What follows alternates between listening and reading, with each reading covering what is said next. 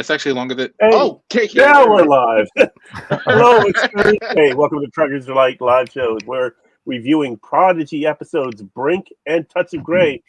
Ladies and gentlemen, we only have 2 episodes left of Prodigy season 2. I don't know how to feel about that. Sad. Yeah. Well, I'm hosting today, Keith F. Shovelin. Joining me, as always, is William Wofford and Jason McCammon. Hey. And in the words of Marie, Will, what do you say? Roll that beautiful bean footage. Let's do it.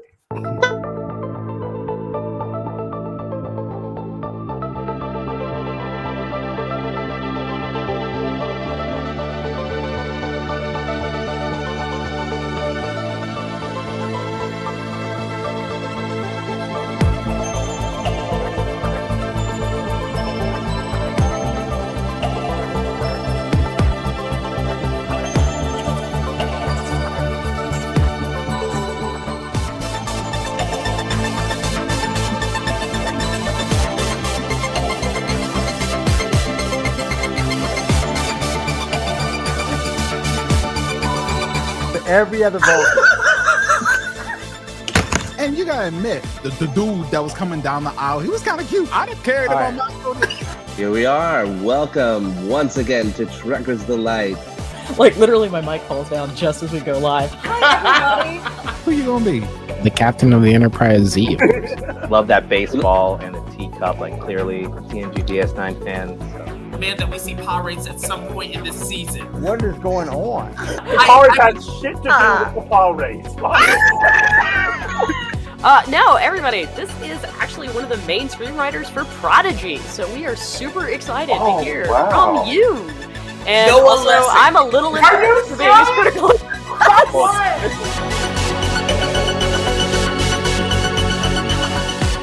Man, I really love that intro.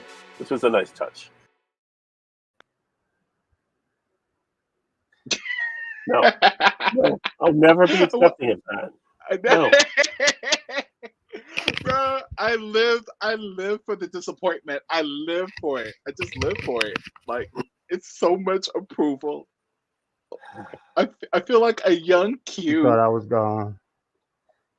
Yeah. Sure. The intro works until those last lines at the end. Don't worry. I'll make a new one for Christmas. Well, did you not see the video I sent you? You mean the one you sent in the group? I didn't get a chance to watch it yet. What is it? I'll be honest with you. I didn't know you sent it until I was walking home. He sent you the Bush's Baked Beans commercial that the line was used in. Oh, good Lord. Mm-hmm. Oh, okay. Well. All right. Okay. So we're up to now Prodigy. Let's see, episodes 17 and 18 of season 2. And I volunteer to follow the sword for episode 17, Brink. So we pick up where we left off last episode. The Voyager A and the Protostar have made their way towards Solum. They're staying a comfortable distance away from Solum, so they're outside of their sensors, but still within the transporter beam from the ship to the planet. So they decide to do the mission down. You first had a private meeting in the observation deck, observation lounge between Admiral Janeway, Captain Chakotay, Tysis, Noom, the EMH, and Gwyn. So where's the rest of our Protostar crew? Listening at the door. And when, of course, they start using poker references to Dow, I think they're actually playing poker because he isn't that good at trying to listen in. Oh, bless their heart. So the crew gathered together back on the Protostar. They're back in their regular gear because they are going to infiltrate Solum to try to save Ilthuran. They believe that Gwyn's father is a key member of the Resistance. If they can get down there, if they can save him, then maybe he can help them bring down Essentia and end her threat against the Federation. So they're able to sneak their way down onto the planet, and they find that there's a signal coming from the same place where they got the signal from Ilthuran before Essentia captured him, and that is Ilthuran's observatory, where he is the stargazer. They go there and find that somebody has definitely been working out of there and been left a bit of a mess. And it turns out that it is Essentia, but not evil Essentia, young Essentia, who we were briefly introduced to back in the first, second episode of the season. The Essentia that was a youth when everything has happened in our time, in the regular time. And of course, the Essentia that is taken over is the Essentia from 50 years in the future, who went back in time, and it's all temporal mechanics 101, time travel shenanigans, timey-wimey big ball of stuff. But Essentia is, the young Essentia is absolutely appalled by what older Essentia has been doing, so she vows to help the Protostar crew as they save Ilthuran. But doing something, when they go to watch the building of the Valnacott ships, they find out that Wesley Crusher is being held hostage by Essentia. And of course, we did have at the beginning of the episode the backstory to how Wesley Crusher came to be captured by Essentia. Essentia was trying to perfect the wormhole tech that Wesley had used to get the Protostar crew over to Chakotay, and he inserts himself in to try to stop her, but according to Wesley, it's all part of his fiendish plan to get captured so that she can improve the wormhole tech so they could use it to get the Protostar back in time to reset the timeline and save Gwyn, save the future, save the cheerleader, whichever. I wouldn't say fiendish, right? Fiendish would be bad. Well, it was bad for some people that were hurt or died, and like Zero losing his body. So Gwyn is in command of this mission, so she has the choice. Are we going to save Wesley and stop Essentia from torturing him and using his mind to create these horrible weapons, or do we save Ilthuran? And she decides both. So she splits the team in half, sends one crew off to get Ilthuran from a prison transport, and while she and the others go to try to save Wesley. They're able to, both are remarkably successful. In fact, a little too successful.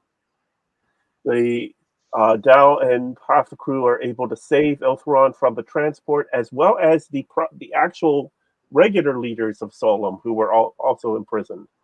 They then start to make their way back to the observatory, and the two leaders are let loose and head off, and they're going to try their way to figure out how to get Ilthuran back.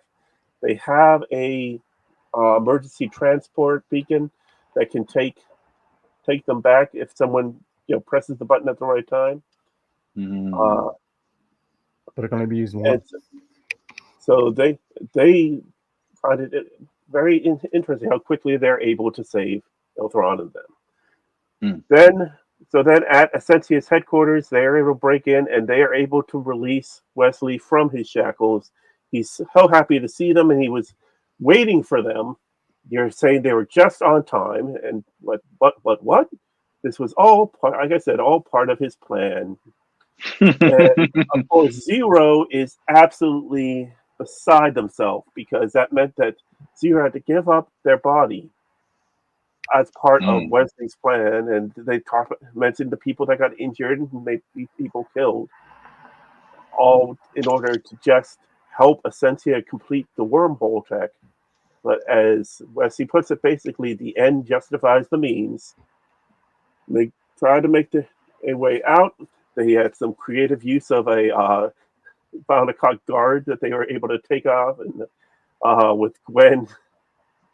I noticed they put the Valnacott in the language in the subtitle, but they didn't put the translation. So What's apparently, the translation? we don't know. You don't know. They didn't put it. Oh, the guards are coming, and the guard that they knocked out, they have him like leaning against the wall, and Gwyn is able to make a comment, and apparently it's pretty funny that the other guards turn around and walk away. Right. We don't know what it is. But yes, it loses something in the translation. Yeah. Well, no, there is no translation. Right. There is no translation. It's all lost. So then they do make their way out of the fortress and trying to figure out how they can get together with Dal and the rest. And suddenly they see them, but no, they've been captured. Dal, Ilthuran, and the others are on their way directly to them. Essentia has them all. But as they are going out, Wesley points out, wait a minute, where's Dal? Or, the purple guy with the thing. And where's the rest? And then he would go, no. I foresaw all of this. You had to be together. You had to stay together. You weren't supposed to split up. And so now Gwyn is faced with the fact that maybe her leadership decision was the incorrect one. And seeing that Dal and Ilthuran were captured, and Essentia pulls her phaser on preparing to kill Wesley or Ilthuran, and suddenly Dal is able. Gwyn gives a side order to Dal. Dal is able to throw the emergency transport beacon to Wesley, and he and Ilthuran beam safely to the bridge of the Voyager A. And then Wesley collapses onto the ground, exhausted, basically depleted from his mind torture at the hands of Essentia the Senior. And that's where we end Brink. So we want to talk about that one before we move on to the next one? Or we want to talk about the next one? Go ahead to the next one, man. It's what we do. It's Big Willie time. Oh, Will's got it. Yeah. All right. So I got my summary ready. Because Lord knows I'm not good at doing it, but I'm going to be efficient with this one. And I think Marie would be proud of me. Okay. So the pressure of the mission and concern over the fate of the kids weigh heavily on Janeway, who's longing for a quiet early retirement on the farm. But Chakotay is there to keep her grounded. The sudden arrival of Ilthuran and Wesley with a dire warning doesn't help her mood, nor does a broadcast from Essentia taunting the Admiral to come rescue the kids. Sure, it's a trap, but she's going anyway, and so are Chakotay, Wesley, and even the doctor, who all volunteer this dangerous prison heist mission. Because that's Janeway. That's what she does. She's not going to turn down a fun mission. So the big bad has locked down Solum with transport blockers, and Crusher's ordeal has shut down his time and space superpowers. So they build a Val-Nukat transport ship to sneak in. Well, after sneaking through a blockade, with the doctor's bad but passable impression of Dreadnought, they land in the wastes of Solum, and after a bit of slog, they arrive at a domed ruin where the kids are being held.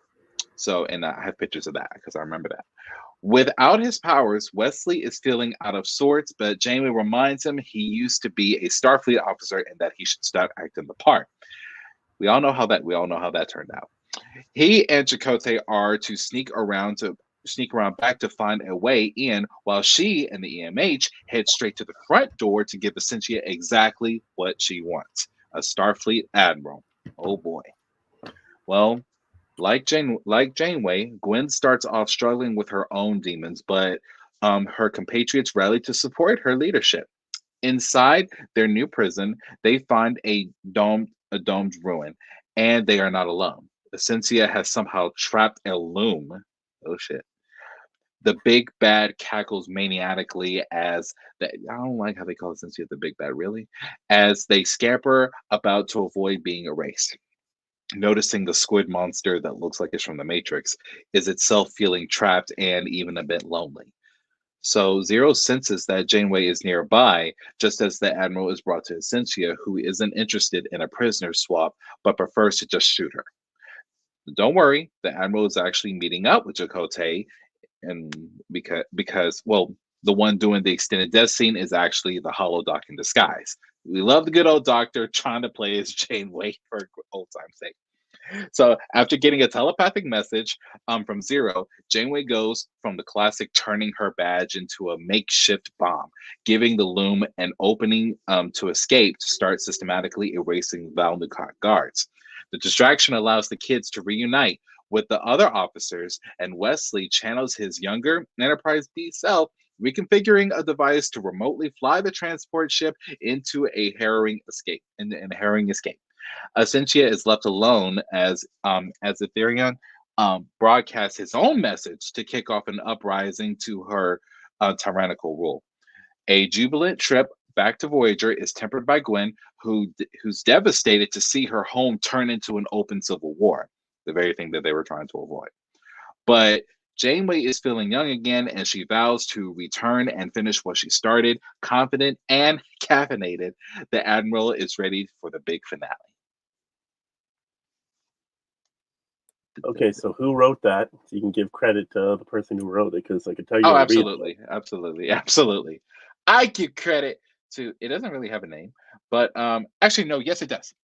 Anthony Pascal of TrekMovie.com. Oh, there you go. That's the most efficient recap I've ever done. Because it was someone else's work, yeah. Oh yeah. Give credit where credit is due. Yeah, absolutely. But yeah, I liked it. It was really cool. Like I like that the Doctor had his part in there and still playing as Janeway for old time's sake, and still being a corny Janeway. But I love it. In touch agree. I do have to say, several times now this season, the Doctor has had an opportunity to say, "I'm a doctor, not a blank." Right. Come on. Once was cute. Twice was Now we're up to 3 or 4 times. You're killing the joke by overdoing it.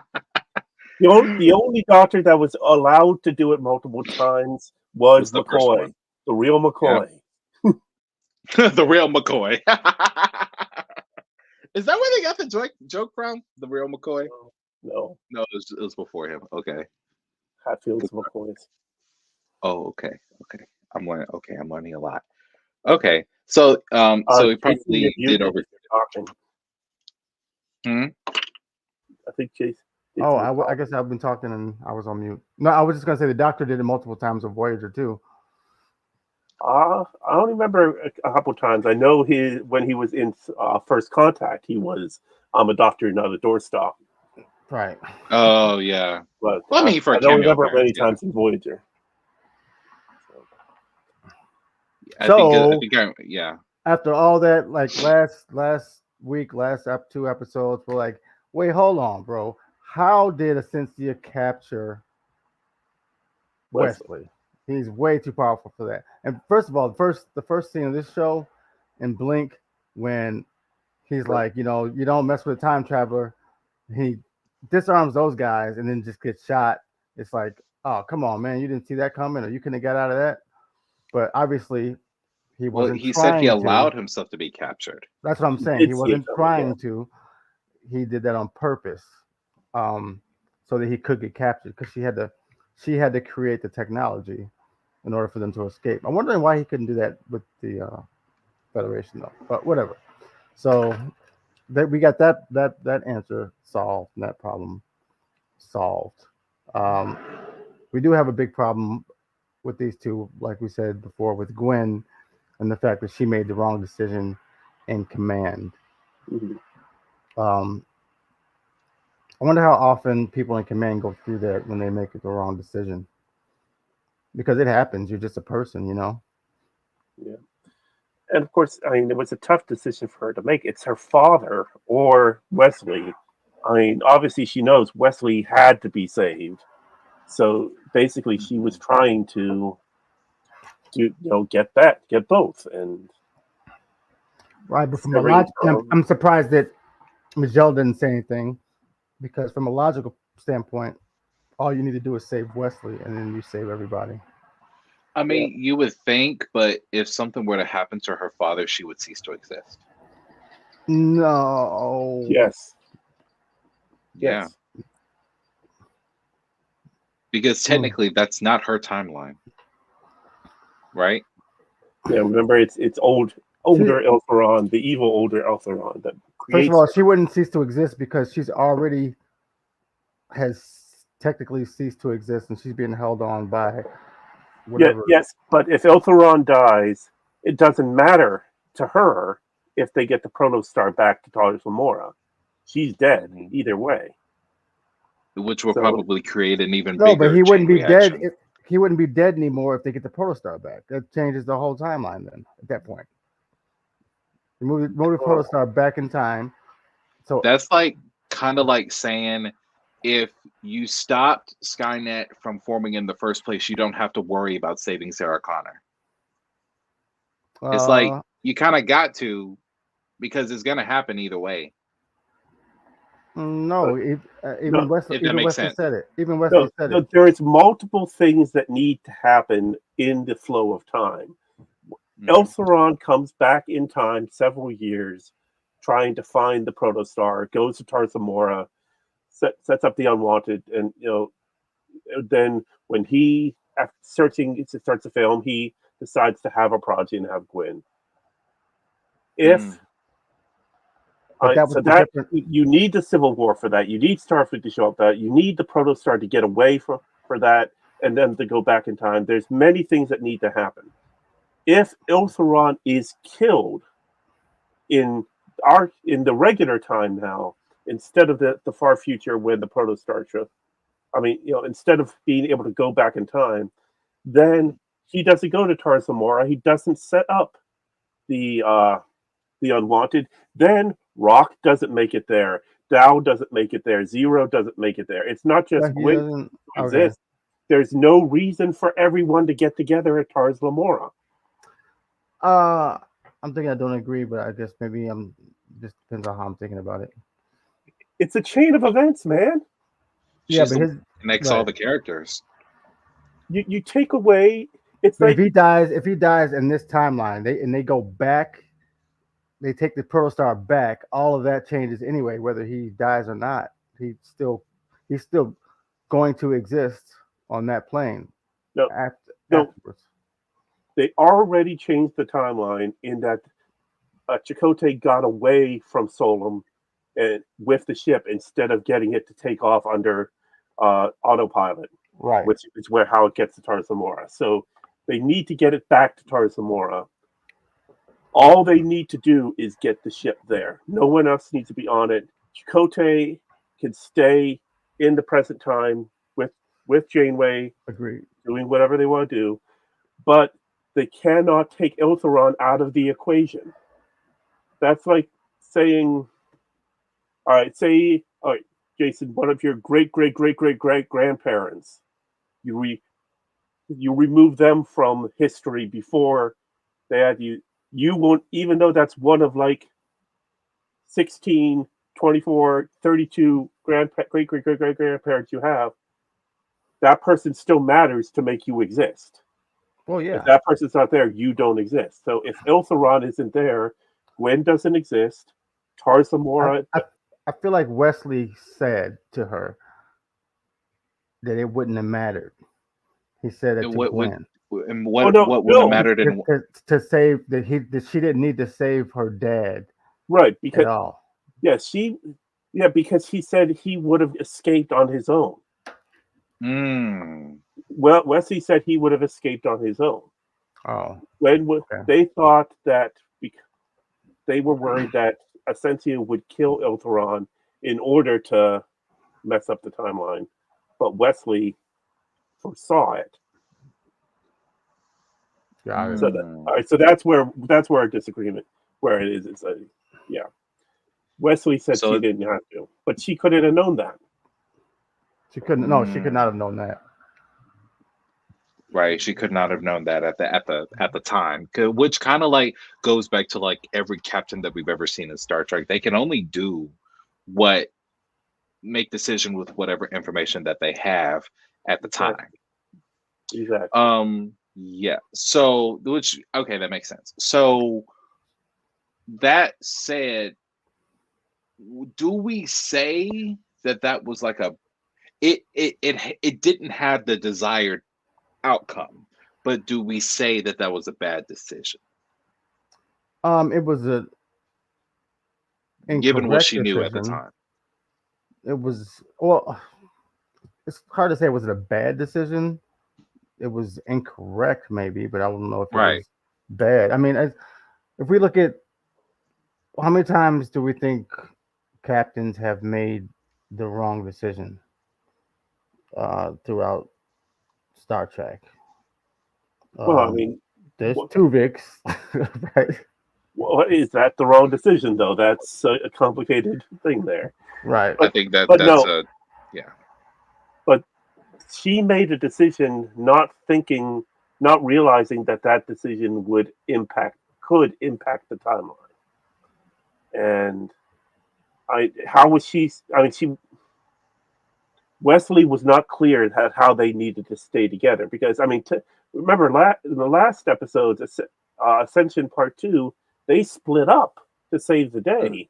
Mm-hmm. You had Dow and the fighter. You had at some other protostar. You had Zero staying on the Voyager A and sacrificing their body. So they went against Wesley's statement right there, and it was perfectly fine. But apparently, they were supposed to all stay together for the mission to save Wesley. Right. Which I do. They didn't even know he was there. So until they got down there. I'm channeling my inner Marie. Can we explore something real quick about Wesley? I understand that he's like the Lord have mercy. I almost said Doctor Who. Lord forgive me. Well, with that coat he might be. But the Doctor Strange of this Not Doctor Strange. He'd be more Doctor Who than Doctor Strange. Yeah. Doctor Okay. Strange does magic. Doctor Who travels in time and space. Oh, sweet. Okay, cool. Then But he can also see Doctor multiple Who was timelines. the appropriate author. Well, It he was can also the- see okay. multiple timelines. So there, now you have your Doctor Strange. So can Doctor Who. Yeah. Oh, sweet. So he's the Doctor Who of this. Sweet. Okay, cool. He All is right. Star Trek Doctor Who. Yes. Even though Wesley can see multiple or has the ability to see multiple timelines and all this woo stuff, I'm not disagreeing with his ability, but the vibe that I'm getting from him is that he's improvising this whole thing with the information that he has a little bit more than operating on the information he knows will be, if that makes sense. No, I think he's pretty certain about what needs to happen at right first, and he's just like he just has a hard time dictating it and saying it. Right. I understand that. He's not good at explaining himself, and that's something we saw even back in TNG. He was never right. Okay, so he's having a hard time. Right, because it's like I'm not disagreeing with his ability to operate on futuristic information or the correct timeline. That's concrete and canon, but it's just like the way he presents it makes it seem like it's on the fly. Like it's just like, and I don't know if that's a Will Wheaton thing or what. No, I think it's. I mean, maybe it's a Will Wheaton thing too, or just no. I think it's part of his character.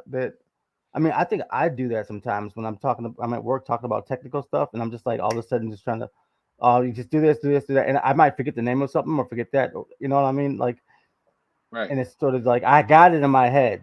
I now have to explain it to these people in like 1 minute. And also just remember the fact that we know that Wesley is a super genius, as it were. He always got an A in school, and that's one of the reasons that people hate him so much from TNG, that he was the super genius, perfect child. He made a tractor beam that's like this big. Yeah. But it's a issue of sometimes he forgets the fact that people can't see what he sees.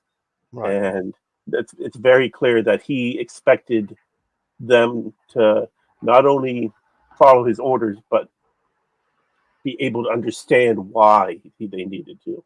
Right. He just felt like he said, okay, I just need you guys to stay together.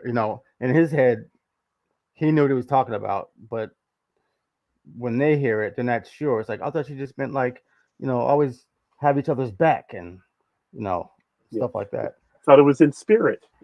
Thought it was in spirit. Is that the same? I feel like he wore that sweater on TNG. He did. Did he? Okay. He did? Oh, yes. I guess he kept it. That because the collar gives it away. Yes. And his, as he did in when they first found him on the far off planet, he mentioned the fact that they have all of the one. He has a whole bunch of sweaters. Yep. I'll be honest with you. Just because I already know the answer to this, but I feel like I have to ask it anyway. How the hell do y'all know what sweater he was wearing in TNG? I don't remember the sweaters in TNG. It's a memorable sweater. I remember, right? Like only he's like. Sorry, the only piece of clothing that is not Starfleet related that I remember is like Kirk's zoot suit with the thing, and it was like a red coat, and he was wearing it in the voyage home. And that's the only non-Starfleet suit that I remember. Well, we're used to seeing him when he had the sweater that was light gray with the red, yellow, and green stripes, and then dark gray above. Right. And then he had his fake uniform that was the light gray with the dark gray top. But those TNG designs, I feel like are very unique. Like you haven't seen that sweater anywhere else. But I don't know. I remember that sweater. Okay. Yeah. I'm trying to find what episode he wore that sweater in. Yeah, because if you could tell me the episode, I could probably remember. There's a Star Trek costume guide by the obsessive costuming dude that has a breakdown of the Wesley. Oh yeah, Haven.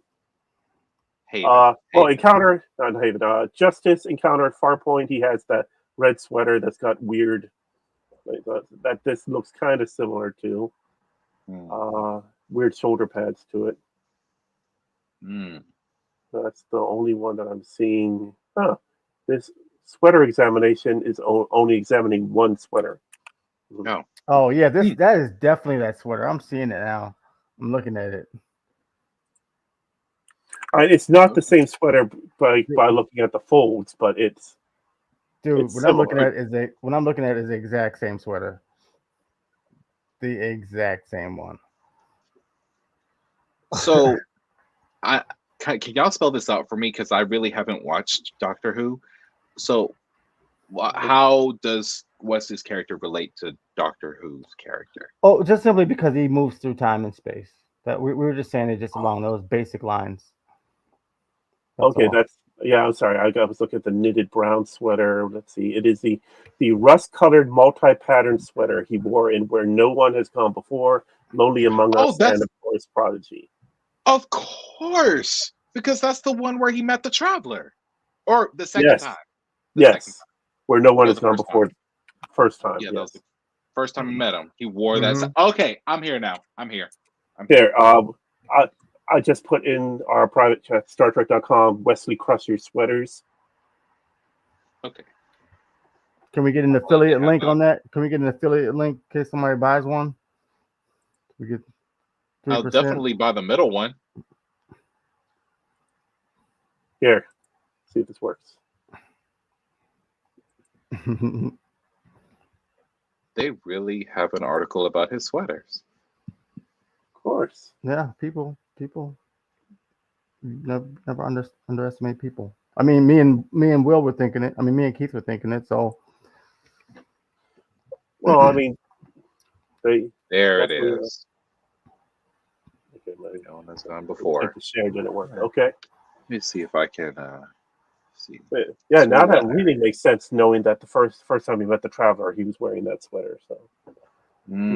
So this all of that was on purpose. Yes. All right, but for Will's information, the Doctor on Doctor Who is a Time Lord, a member of originally he was a member of the Time Lords of Gallifrey, who uses his time travel ship called a TARDIS, time and relative dimensions in space, to travel all across space and time, usually to Earth at various points in our history. And he will choose a companion while dealing with saving Earth from androids or aliens or all kinds of other things happening. They need a pretty girl on the show. Well, sometimes, yeah. But they give her. They end up giving her very good stories, though. Yeah, we're on our technically 15th Doctor, but it's real. The numbering has gotten all convoluted the past couple years. But and you had one Doctor who was the 10th and the 14th, so they had brought him back for the 60th anniversary this past year. But the current Doctor, Mishudigatwa, is the 15th. I've seen all of his. I've seen the whole season. Only thing I will say is, he cries almost as much as Michael Burnham. He's a very emotional Doctor. I actually like him though, in his own style. I like him. So he's only had one series so far, and they filmed season for next season, but it won't be out until I believe early next year. But they have the Christmas special coming up now. But yeah, so the Doctor is he is a Time Lord. He does look like humans, like a human, but he has an affinity for Earth, and so he frequently comes back to Earth and helps save us. But he is, being a Time Lord, he has the ability to, in some cases, see shifts in time. And over the years, the Doctor has had different abilities that have come and gone. Like at one point, he's able to erase a person's memory through basically doing a mind meld. Oh wow! Yeah, and everybody has their own like favorite Doctor, like that they just like. Yeah, each actor that has played the role has played it slightly differently. No two actors have done it exactly the same. Even when David Tennant played the 10th and the 14th, there are differences in how the 14th operates than to how the 10th Doctor operated. I'm a Matt Smith person myself. Most people are David Tennant. My first Doctor was Paul McGann, the 8th Doctor, and so he tends to be mine. But I also am a big Peter Capaldi fan as well. I like Peter Capaldi too. Anyway, sorry about that. Just explain to Will so that an understanding of.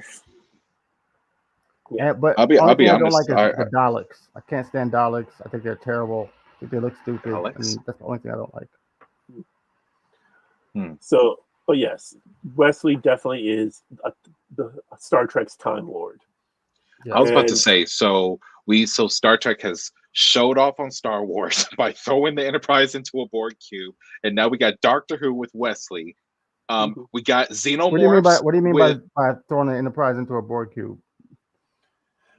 He's comparing the Enterprise D flying through the Borg cube in the finale of Picard to the Millennium Falcon flying through the Death Star in Return of the Jedi. Right. And then we got Xenomorphs as the Gorn. And then you could arguably say that the Predators or the Yautja are one or either both of Narsikins and the Hirogen. So did we cover everything? I would say more. Yeah, I guess that is true though. Well, I mean, there's only so many ideas, so you have to have your own take on it. And since, I mean, Star Trek came first, and Star Wars for a long time was just the movies and then the books that came out. It was a long time, just those 3 movies, dude. Like for a long time. I mean, besides comic books, it was just those 3 movies for a very long time. Mm-hmm. And now it's just you can't. No, it's growing down the street without exponential. Yeah. Right. To bring it back to Prodigy, so I understand that we're trying to save Lower Decks. Is Prodigy in the same danger as Lower Decks? Yes, it is. We do not. Season 3 is not assured. Netflix has said, the Hageman brothers have said Netflix is interested, but they need us to be watching Prodigy again and again and again, so that they know that the interest is there. Now, they would prefer if several people watched it, but if the numbers are the numbers, if you get it being watched over and over again, then they understand the importance of keeping it. So I'd like to know the demographics. 3, watch it, go back and watch again. I'd like to know if the demographics and like if children are a large part of the viewers of the show. Probably not a season 2. Maybe teenagers.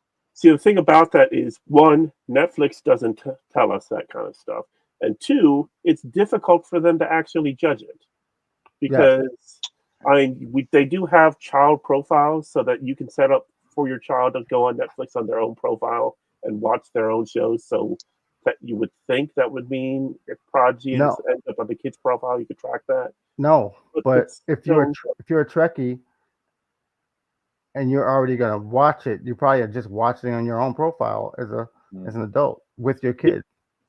You know, sometimes I watch with my kids. Sometimes I watch by myself. Do they watch on their own profile?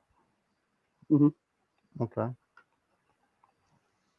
But yeah, if I'm watching something on Netflix, either with my kids, I'm watching on my profile. I feel like it's really interesting when you look at let's say cartoons, animated shows, and the details that they put in it that kids don't even know, or that wouldn't even make sense to them, but they still expect kids. Like, even take the Smurfs, for instance. Like, when I was a kid, I didn't know what the show was about. I didn't know Gargamel was a sorcerer trying to create William, do you know why Gargamel wanted Smurfs?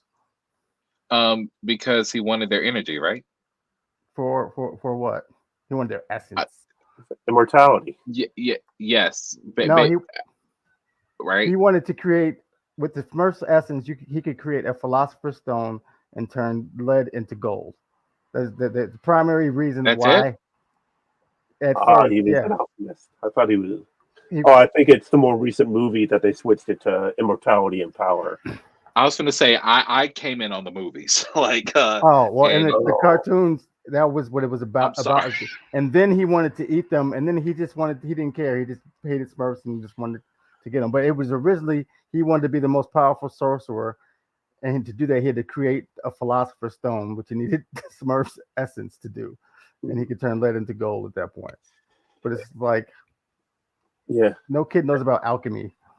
And of course, in the lore, he created Smurfette to try to turn the Smurfs to try to lure them in. So that's why there's only one female Smurf. It's not like that in the movies? He didn't create her in the movies? No, they ended up creating that there was another tribe that's all. There's I can't remember what they call themselves, but it's a matriarchal society. What? Yeah. Why aren't they over there? Yeah, originally I think there was 100 Smurfs. They're all male. And then he created Smurfette. I think he created Sassy Smurf and Grandma Smurf or something like that. Anyway. All right, we're just all over the place. These episodes, ladies and gentlemen. We are. I'm not going to lie. It's been a while since we kind of scattered everywhere. Like, I feel like anyway, my point is that there's a lot going on in this show, right? Even we're trying to figure out the timelines and stuff. I just wonder a lot. Is it a little too much going on for kids to really grapple onto? Okay. So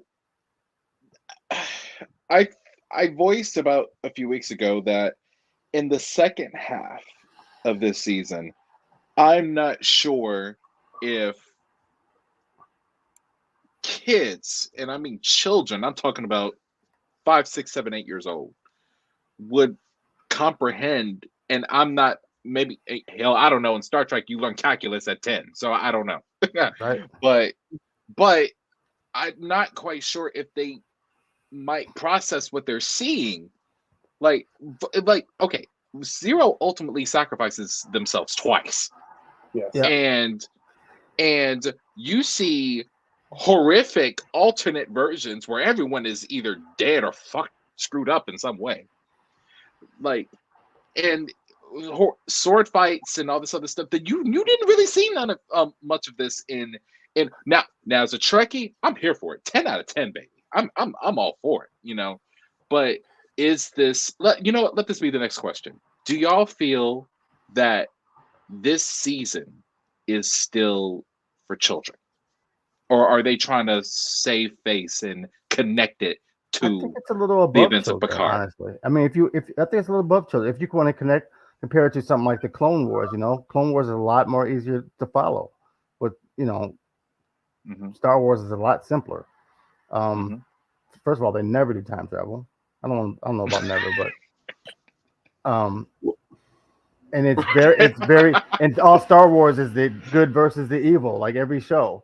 This is a lot more in depth as far as the characters, the character arcs, how they're changing, what they're learning, the relationships between them. It's all very more, involved and complicated. Which is what it's always been. I mean, Star Wars has always been the very basic. Well, Star Trek is understanding why people do what they do, and that just because a person is a villain, they're not evil for the sake of being evil.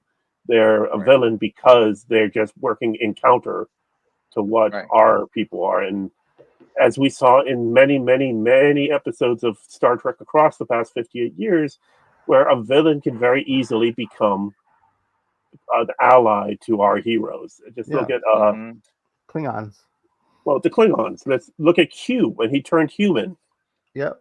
He came to the Enterprise seeking shelter, and basically it wasn't a case of the enemy of my enemy is my friend and people coming together. It was him finding safety in humanity in the Federation. I think Q didn't really come around until until Voyager, right? As far as being more on the level.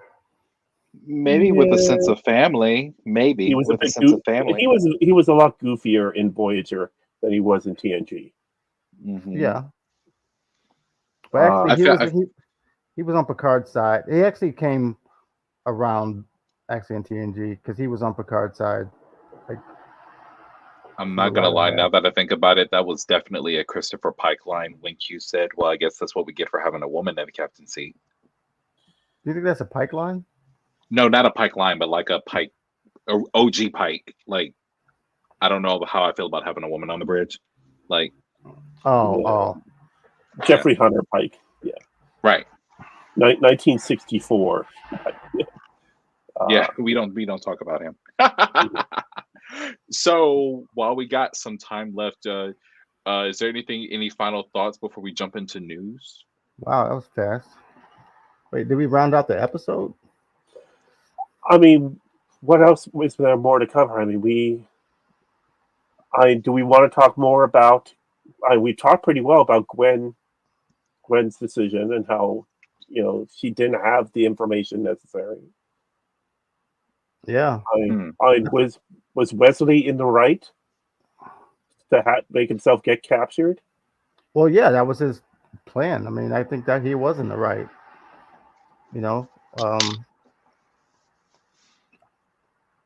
And he definitely thinks so. I mean, if he well, because this is the way I think about it, because there is a question, not a question, but a statement I want to answer that Jason made earlier. Like, how come he couldn't just go to the Federation and do it? Well, at the time, the Federation, because Mars isn't destroyed yet at this point, at the time, the Federation is focused on evacuating Romulus. They're kind of busy at the moment. And all the politics and all the temporal prime directive BS and all this, that, and the third, it's going to take a long time. And by that point, the loom will come in and screwed everything up. So he was just like, nah, we need this done fast. So I'm going to tempt Essentia and to trick her into building the damn thing that we need to get it done. Is that a good assumption, you think? I guess so. I mean, I guess we'll never really know, but I thought I saw, on a different note, the hologram doctor and hologram Janeway having a little moment together there. Yes. Oh, yes. Good. Thank you for bringing that up. I forgot about that. Yes. That was a moment? I was like, are they going to kiss? Okay. Yes. When the doctor got onto the Protostar, he got to meet hologram Janeway for the first time. And she is a huge fan of his novels, of his writing. Right. And she was and so she starts to fangirl. Janeway is fangirling in the EMH. She's stroking egos. She's stroking egos, basically. Is what And you yeah, and that's it's not. It's almost it's almost a squee. It's That's definitely so not, cute. and it's just it just shows you how good of an actress Kate Mulgrew is. Oh, That she could play two versions of the character, and you would never ever expect Admiral Janeway to act like that around the EMH. never. But hologram Janeway, who has a fair amount of the memories or background from Admiral Janeway, yeah, is actually fangirling the EMH. That is really nice. I never thought of it like that. he was I thought she was swooned. just. No, I he thought was she was just stroking his ego, like just boom, like she was, Well, but she he was doing was, it. but But she was doing it from a place a of real place. honesty. it was Yeah, sincerity. Yes, yeah. Mm. Okay, okay, that's nice. I love to So, see another good use of the vehicle replicator. Building the Vonnegut ship. mm-hmm. That was, I have to say, of all the ideas that they came up with for Prodigy, that has to be the best new tech that they have Right, given us. The vehicle replicator. and plausible, yeah. right? Yes. Oh, it's completely plausible. If the replicator exists to be able to create small things, then yeah, you Why should won't be you able create to. big things? I mean, we have 3D It's printers, which is And you it's beat me even to it. acts like a 3D printer in how it's sketching out the things. So yeah. It's just like interesting. I think my only question, which I guess I kind of just answered my own question now that I think about it. I was like, what's the warp core or the energy for it? And then I was like, oh, you can just transfer energy from the ship into this any thing.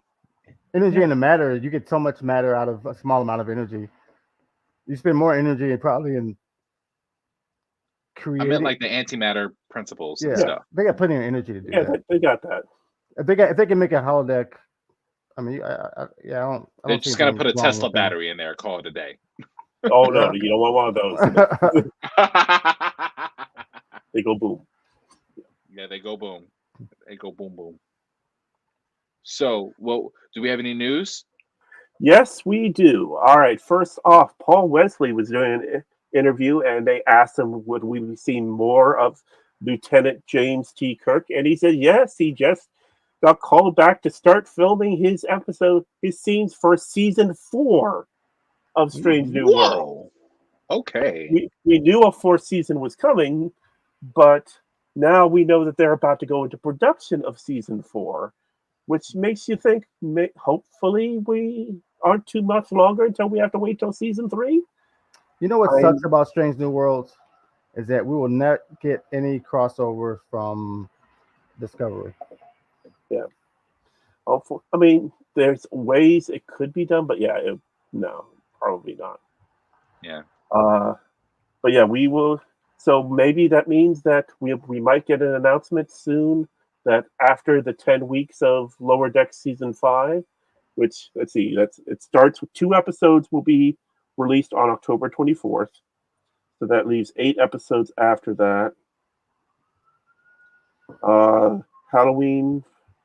That's 4, 5, 6, 7, 8, 9, 10. That ends on December 19th. So a week before Christmas. So we could be on January 2nd getting Strange New Worlds season 3. Nice. Which would be fantastic. I would be very happy if they were to do that on January 2nd. Wonderful Christmas gift. Dun, dun, dun, dun, dun, dun. After the fact. No. No. I'm sorry. No. Sorry. Wonderful Christmas I gift? will not accept anyone saying anything given on January 2nd as a Christmas gift. Oh, Okay. Okay. Now, if you are Orthodox Christmas, that's January 7th. So I'm gonna say I don't know the different dates. Okay. Well, the 12 days of Christmas is the time from Christmas Day, the day Christ is born, to the arrival of the 3 wise men. Mm-hmm. So the 12 day, and so it's 12th day is when Orthodox religions celebrate Christmas, which is January 7th. So that in that place, it's fine. But as someone who was born on January 2nd and for 4 decades have heard this is both a Christmas gift and a birthday gift. No. Fuck you. Oh, because that's Keith's Day. Yeah, you get if you have a birthday around that time, it's a good chance of getting screwed. But if you have a Father's Day, if your birthday is around Father's Day, same type of shit, right? Yeah, my ex-wife's father's his birthday is the same week as Father's Day. Yeah, my dad too. Yeah, mine is the day after Valentine's Day. Oh. Yeah. All right, so Everything is half off. So we're hopefully have season 3 of Strange New Worlds sooner rather than later. It's always nice when we don't have the large gaps between seasons, so that we don't have to, vamp and fill out time. Right. There was some more news. We had Star Trek Coffees had hinted that there would be new lines coming out. So now we've got the Janeway brand Coffee Black, and we have a Borg theme blend, and they released their own line of collectible mugs. Now, if you want collectible Star Trek mugs, you go to now Master Replicas, who recently had the mini starships, but they lost the contract on that, but they still have a license to make other Star Trek things. They have found the molds from when they made the tea set used by Picard and TNG. So the Picard, the Enterprise D tea sets are now available from Master Replicas. A 4-pack costs you $54, which actually is reasonable for a tea set. I mean, it would help if it had a tea kettle as well, but I have to say that I've been wanting one of those cups for 30 years, so that would be awesome to be able to get that. But that's newest from Master Replicas. And speaking of toys and such, it's been noted that Playmates' contract with CBS has ended, so Playmates is not making any new Star Trek toys.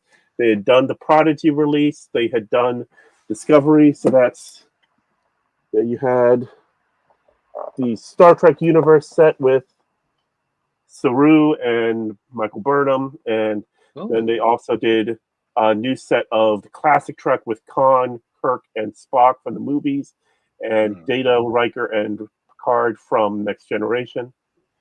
So there was that set from Playmates, and then of course the Prodigy toys, which now the contract is ended. We're never getting a Rock Talk or a hologram Janeway toy, which is very disappointing.